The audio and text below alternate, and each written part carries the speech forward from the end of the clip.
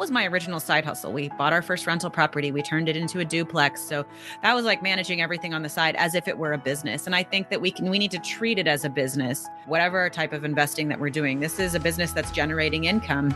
Ideally, it's more and more passive. That's the best kind of investing. Hey everyone, I'm Annie Dickerson, and on behalf of the entire Goodegg Investments team, I wanted to welcome you to this episode of the Life and Money Show, the show where we talk about everything from investing to financial freedom to parenting, traveling, creating a life by design, and everything in between. Today, we're talking about one of my favorite things, which is side hustles, and I'm here with my amazing co-host, Susan Elliott. Susan, how are you today? I'm doing really well on this fine Tuesday. We record on Tuesdays, and it's a nice day to connect with the whole team and connect with investors at our popover event. It's a fun energy to the day on Tuesdays. I know you've had experience with side hustles, and I have too, outside of real estate even. And so we're going to get into all of that. And this is actually the first part of a two-part series that we're going to do on side hustles because there's just so much to talk about. So in this episode, we're going to talk about our personal experience around side hustles. And then in the second part, on the next episode, we're going to talk about all the how to get your own side hustle off the ground. But first, I just wanted to hear from you, in your viewpoint, what is a side hustle anyway? People throw around this term. To you, what is a side hustle? Yeah, a side hustle is anything you're doing outside of the stream of income that you're using to support the majority of your life. Usually, typically, that's your 9 to 5 job, your W 2 income. But I think that even outside of your primary role, so as a stay at home parent, you might have a side hustle, but also not have a full time job. But this is something that I don't know, I think of it more as like, am I squeezing this in different places that it's irregular a little bit? Maybe it requires maybe more time in the beginning, less time as you go. It's not a part time job. It's like very much more irregular than another just a part-time side job. And then I think the hustle part of it is also what separates it from the part-time job because it's something that you are creating. It's not like I'm going to go out and be a barista on the weekends. That is someone else's business that I'm working for. That is a job. So the hustle part to me implies that this is my own creation. What about you? Do you have any other distinctions on like what is a side hustle? No, I think that's a great, those are great thoughts around like it's something that you're building, that you're creating. Something like getting a second job, that's a second job. Some people think of that as a side hustle, but I think what we're talking about here is really that passion project or that, testing out a business idea and trying that on the side before you fully get it off the ground as its own thing and doing it on the side. And the reason we're talking about this is because it relates to your overall wealth picture. And so early on in the wealth creation stages, as you're going toward financial freedom, you've got to figure out ways to accumulate money, accumulate capital and savings. People do this through their full-time jobs, and that's a great way to do it. And, you're getting promotions along the way and salary increases. That's great. But side hustles can be a great way to think outside the box and to add fuel to the fire, if I'm mixing my metaphors here a little bit, but you're adding more to your savings so that the more that you build up front, then the more that you can move into the next phase, which is the investing phase, which helps you to grow that initial income and the savings that you have. And then finally, once you've gotten to a good place, you've reached financial freedom, you've gotten to that lifestyle, then it's about maintaining and protecting and preserving. So this whole journey to financial freedom, there's lots of different phases to it, but this side hustle really fits in very nicely to that early phase of really accumulating wealth. But we're going to get into all of that, and we're going to talk about our own experiences. But first, for the listener, if this is interesting to you, or if you have questions about this or about anything that we talk about on this podcast or any other podcast, we have a great drop-in session every week. We call it affectionately our Goodegg popover. It's almost like an office hours. It's where you get to come and meet our team. You get to meet others in the Goodegg community, and you can be a fly on the wall. We've had plenty of people who are just like, I don't have questions, just want to listen in.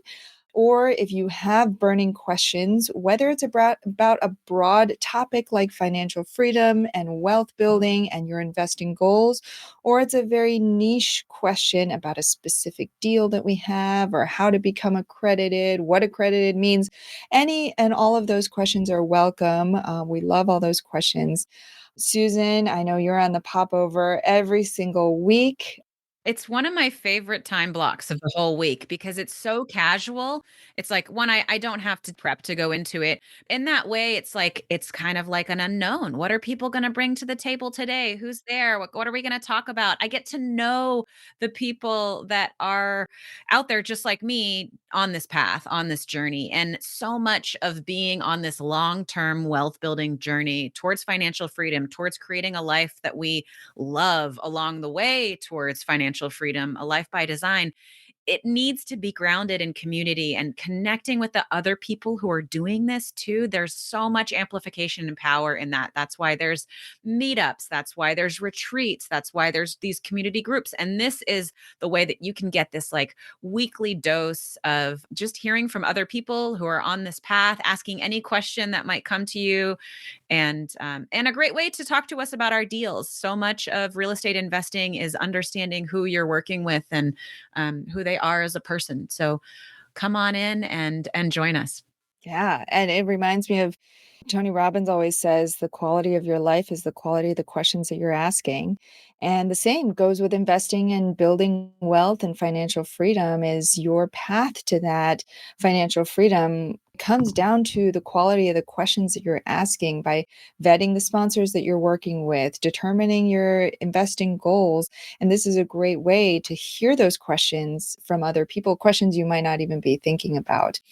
And so our popovers are every Tuesday at 11 a.m. Pacific. And Susan does this amazing recap of the popover every week, recapping all the questions in depth. And that goes out as an email. And so if you're listening to this and you're thinking of dropping in, or you just want to get the recaps every week just to further your own education, you can go to goodegginvestments.com/popover, Popover, popover, and you can sign up to attend. And again, it's just a drop in. So no pressure, no need to RSVP. All right.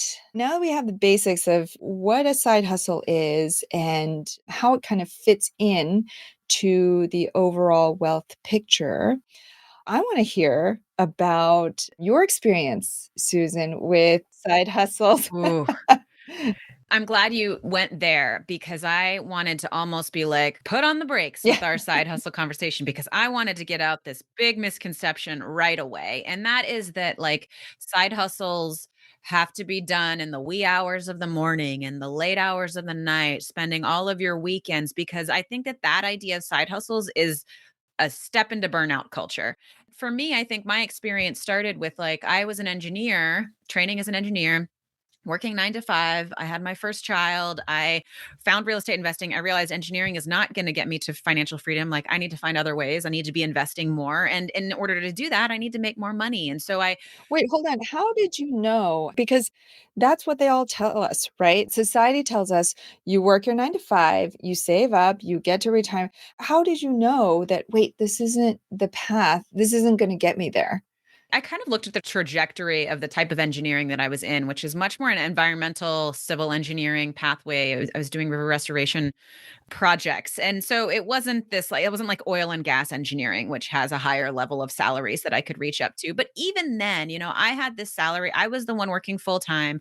My husband was starting his own business and had some income coming in, but in living in our town, we could just barely make ends meet. And I'm still going back all the time to create a budget and to live within my means. And it's interesting because we are not overspenders. And so every time I do this work of looking into our spending and our earning, because the whole name of this game is increasing the spread between what you spend and what you make so that you can save and invest the difference.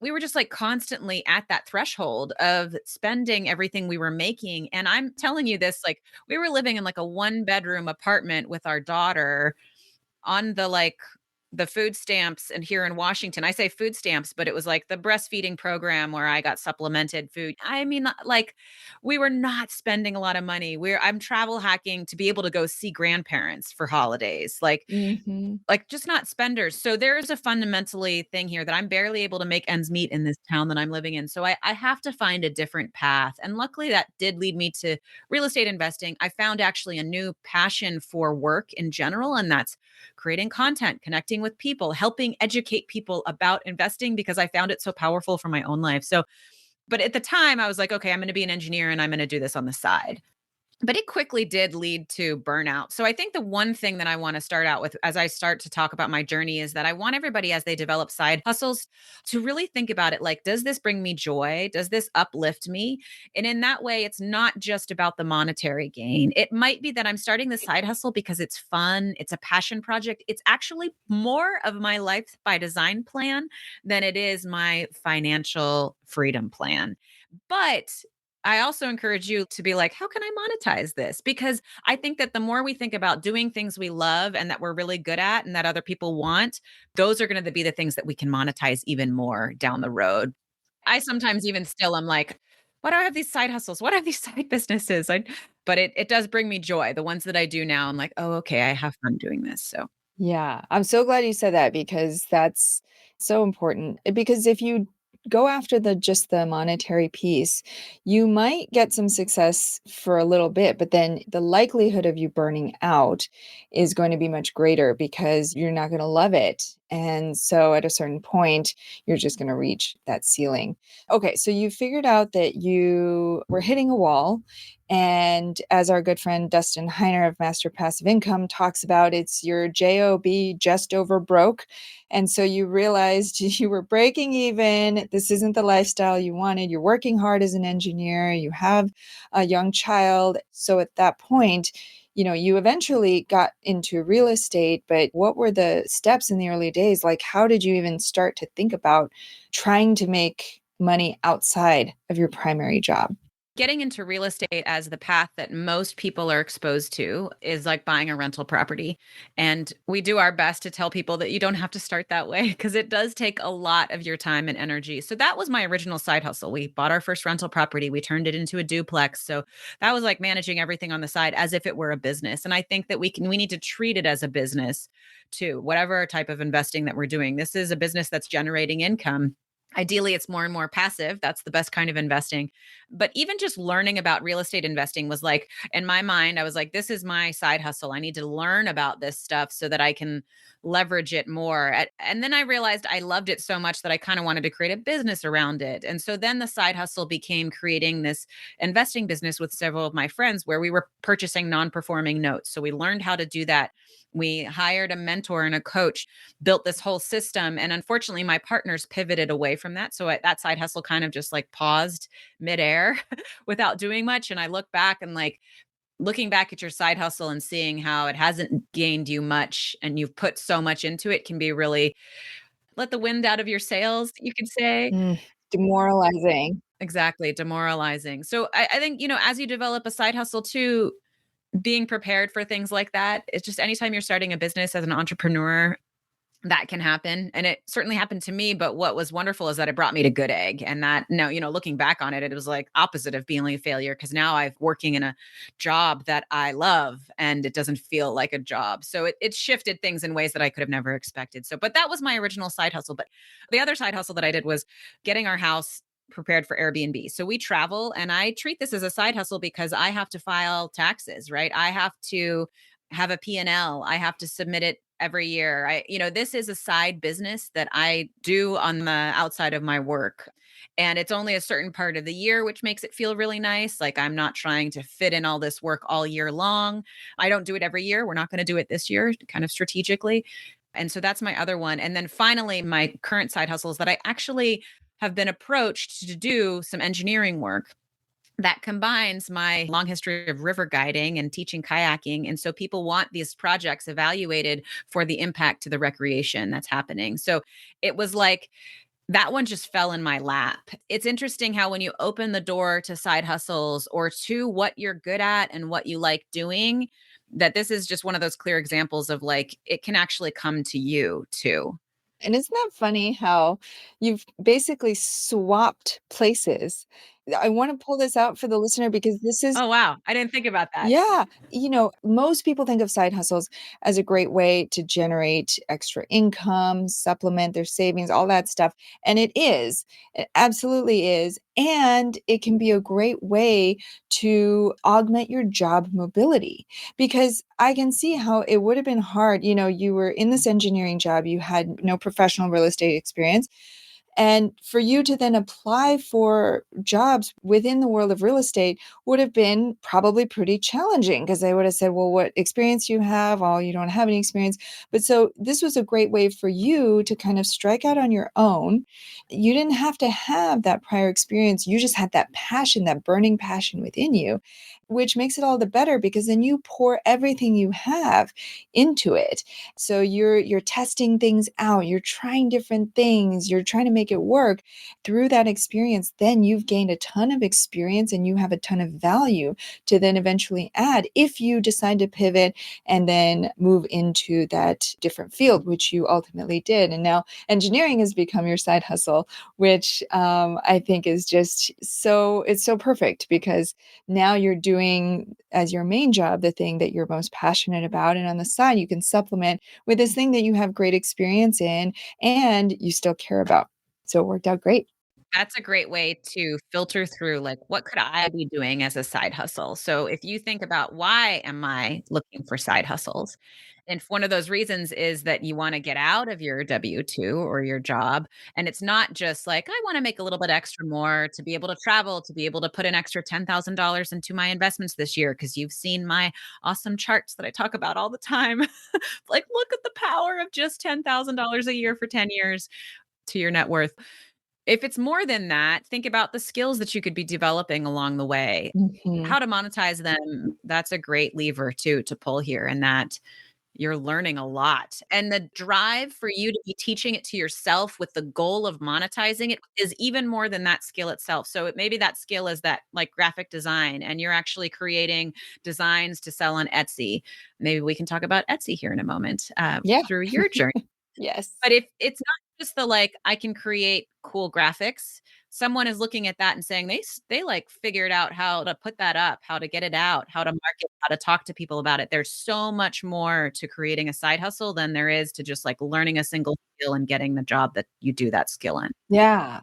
What's really most exciting to me about side hustles is it's the opportunity to put on an entrepreneur hat and think outside the box. And you could do this with anything, even with your example around being a barista or, let's say, driving for Uber or Lyft. At the outset, it might not seem like that's a full on business in and of itself.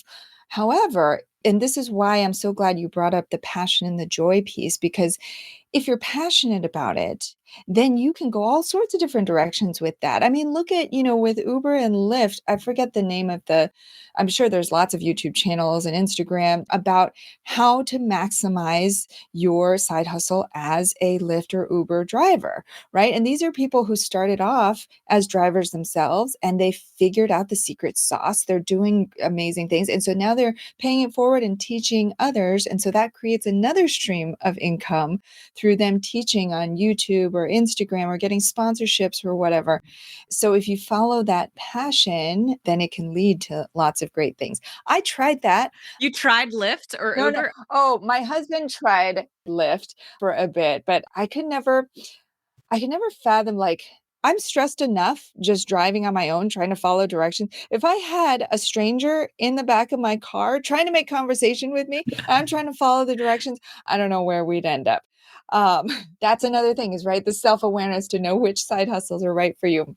So for me, we had invested in real estate for quite some number of years before I started this side hustle, but I didn't really consider I don't know, for whatever reason, real estate was just on in the back of my mind. It was never like something I took seriously as a business until much more recently.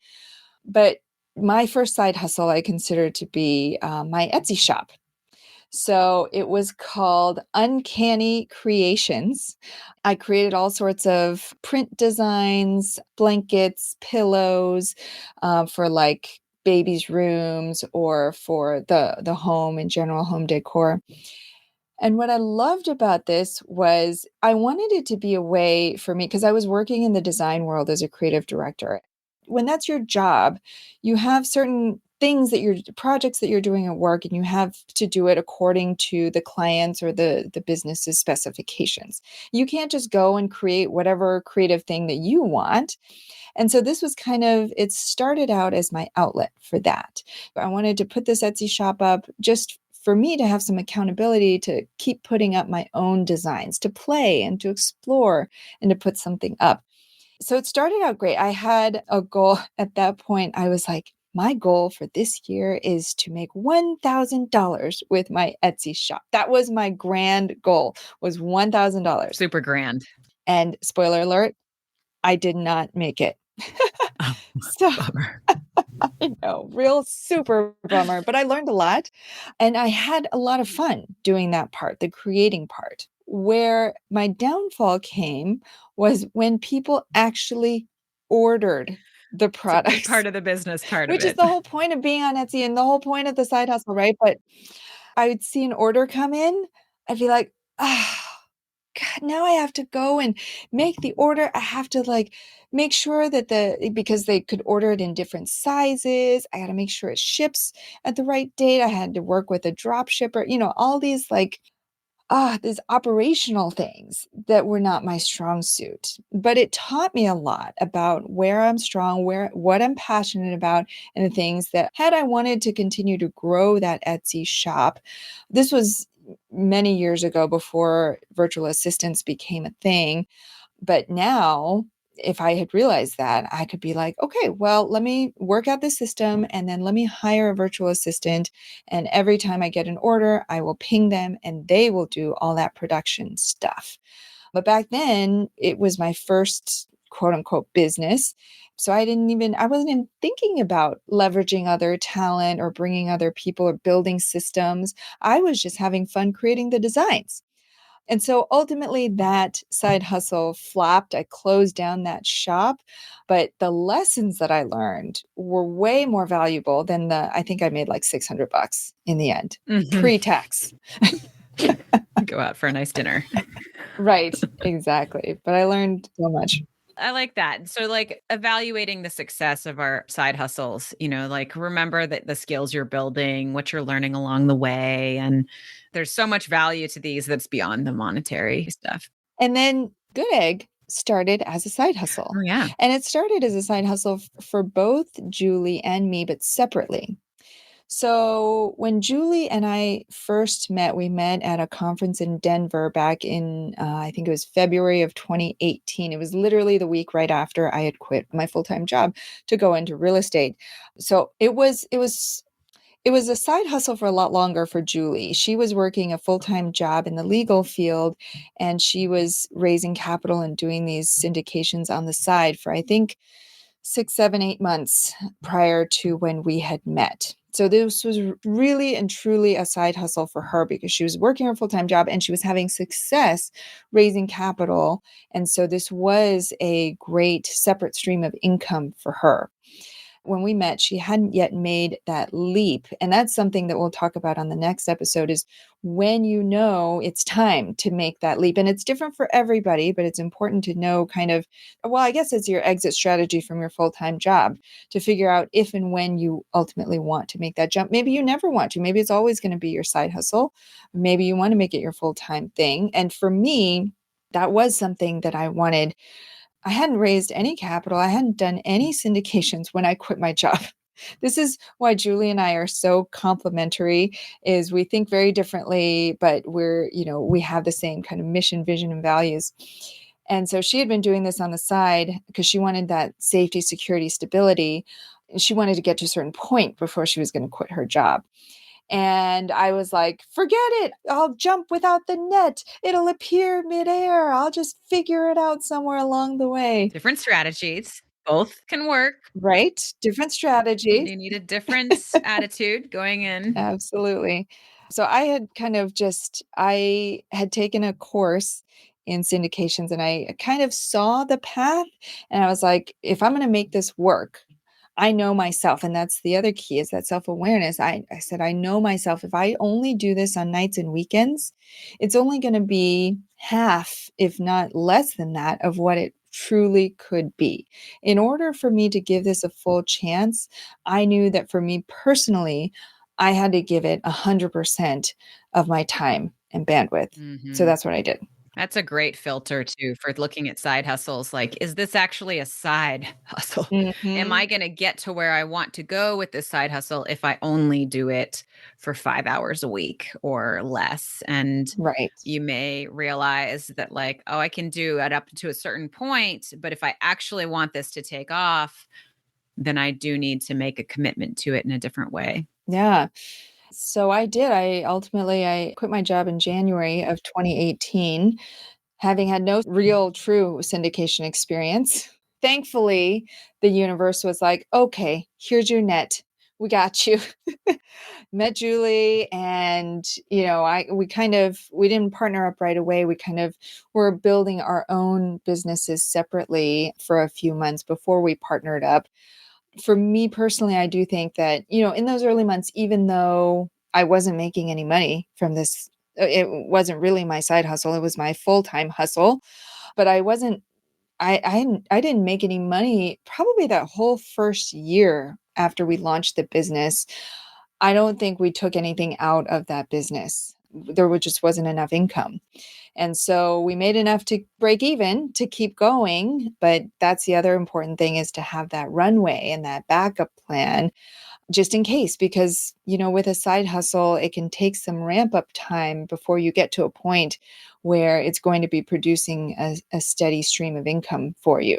Yeah, those are essential to, like, deciding to make that leap and that your exit strategy that we'll get into next week of what kinds of things are you gonna be thinking about as you wanna switch, and 2, I wanna bring up, I know that at least I hear about your partnerships with Julie and the complementary aspects, and I think about that as in my marriage and how my husband and I have these very complementary views of finances and income, and so this is also sometimes a whole partnership decision. If you are part of a unit of a family household, we've got kids, that definitely changes our security decisions here. But I would say that it doesn't mean that, like, I have to just grind it out in a W-2 that I don't love. There's creative ways to live and adjust your spending in so many ways so that you Yes. can do that side hustle, so that you can do what you love and work towards making big lifestyle changes like that.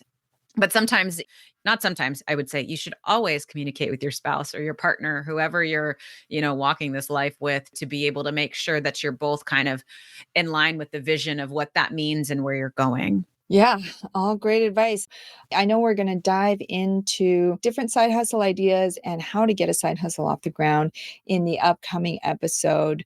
But any last words of wisdom or advice, even cautions against side hustles, anything you want to share before we wrap up? I would say again, ground into what it is that you like. What is the most fun way that you could be spending your time that could lead to making money too? Or maybe even just start, like, what do I love to do? And to start to think of ways that could turn into a business instead of going and, like, Googling, going to YouTube and saying, like, best passive income streams for 2024.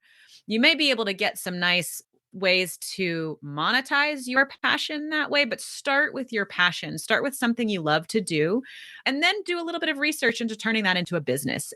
I think about that's kind of how it's led to that for me, but then sometimes it's just luck too, and really, like, putting the intention out there that, like, I'm gonna try to make an extra $10,000 this year, and sometimes you just don't even know how that's gonna happen, but if you keep on exposing yourself to ways that that could happen, then eventually the things will start clicking and moving forward. How about you? Any one final takeaway for the listeners?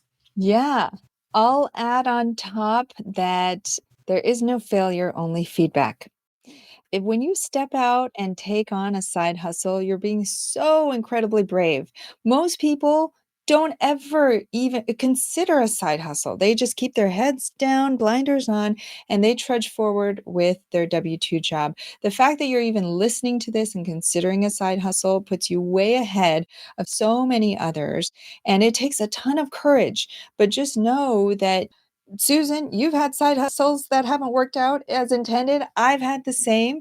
It's not about getting to that end goal necessarily, that one that you set out at the beginning, but just seeing what happens and knowing that each side hustle that you embark on will teach you something new about yourself. And it may open up new opportunities, new partnerships, new relationships that you wouldn't have otherwise had access to. So if you're considering it, we salute you. We're in your corner. We're here to support you every step of the way. And then, of course, next episode, we're going to dive into the specifics. We mentioned side hustles can be a great way to accumulate wealth. It can also be a great way to amplify. If you're in the investing stage where you're starting to invest pockets of capital here and there, and you're like, this isn't happening fast enough. I want more. So this can be a great way to amplify that and to have more capital to invest. And so if you're interested in learning more about potentially investing with us, you can go to goodegginvestments.com/invest. That's our show for today. Thank you so much for listening to the Life and Money Show, the show all about helping you to create a meaningful and intentional life by design. For show notes or to listen to previous episodes, go to lifeandmoneyshow.com. And for more information on how to invest with us and create passive income and build wealth for your family, go to goodegginvestments.com. If you enjoyed this episode, it would mean so much to us if you would subscribe, share this podcast with a friend, and leave us a 5-star review so we can continue to bring you incredible new conversations all about life and money. Tune in next time for our second part in our conversation about side hustles. And until then, remember that your financial journey is a lifelong adventure, and we're here with you every step of the way. Thanks for listening, and we'll see you next time.